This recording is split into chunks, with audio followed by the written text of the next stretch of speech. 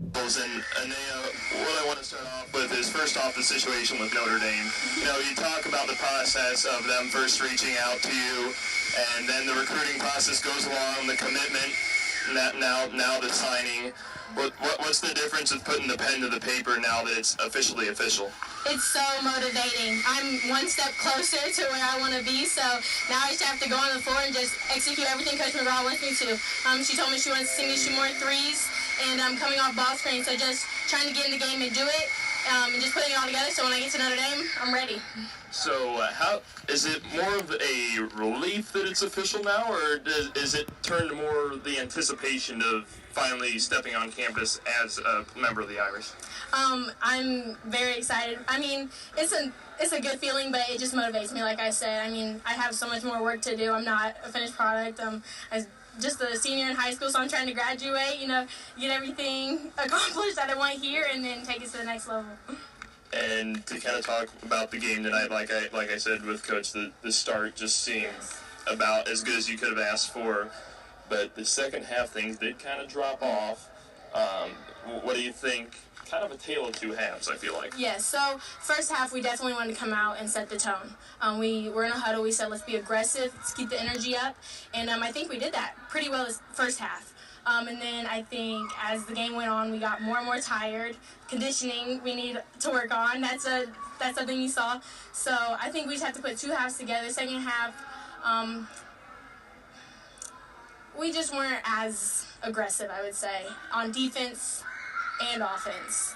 They came out and scored two or three straight points right away. So we just have to make sure we keep the momentum up and just keep playing the way we know how to play the entire game. All right, so we're here in the postgame show with Coach Peoples. And, Coach, what I wanted to start off with is that start you guys had.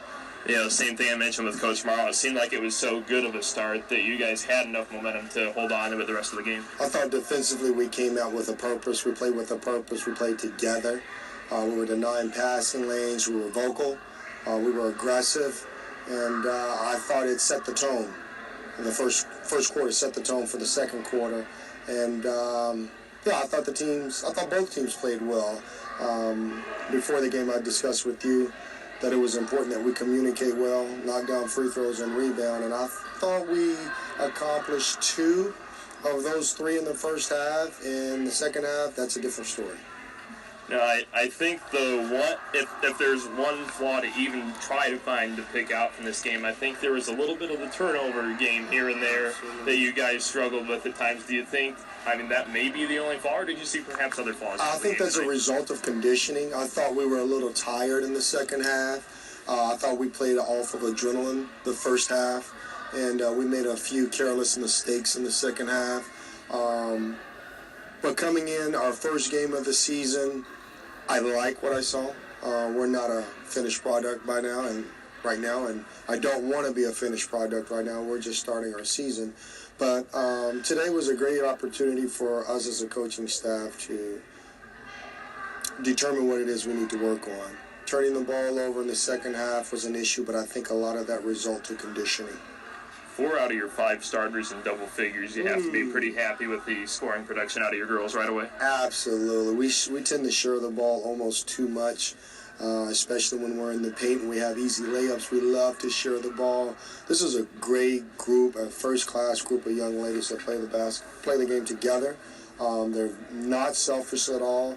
And there are times in practice where I'm begging them to take the shot when they're open, but they much rather make the extra pass, and that's good.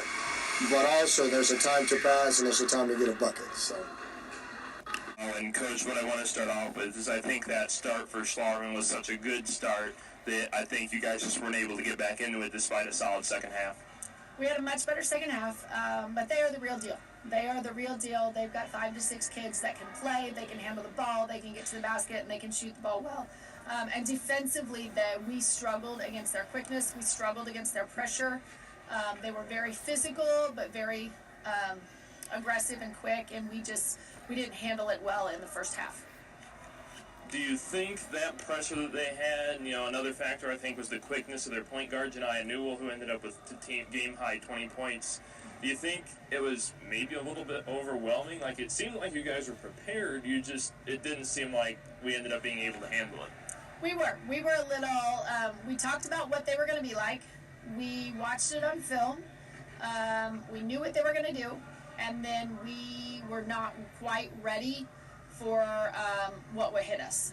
We weren't quite ready for the pressure. We weren't quite ready for the physicalness that they brought to the game, especially in the half court. And so we struggled a little bit in that first half, just getting used to how hard they were going to come at you and how tough they were going to play. What does that say about Schlarman when you are able to make that turnaround, but they still come away with a 19-point win?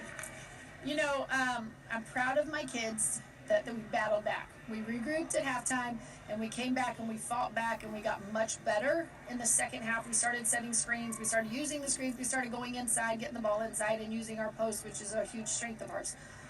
So we battled back, but, you know, to be as down what we were at halftime and to be able to come back and get it to 19, was nice against them to make it at least somewhat competitive, because the first half wasn't. But it's a great learning lessons for our kids. And one last question before I let you go. What do you think you can take out of this game? Because I'm sure there's a lot of things you were able to learn about your team before Sacred Heart on Tuesday. You know, what we've learned about our team is we need to be more mentally prepared. We need to be more physical. If we can learn to play defense like Danville Schlarman, we will be incredibly set, incredibly good, we'll be, I don't know who else can beat us if we can play defense like Danville. So that's something we've got to work on, continue to get better defensively, stronger, and offensively, we've got to be able to handle pressure, make right decisions, not panic, and just run our offense, set our screens, and get the looks that we want.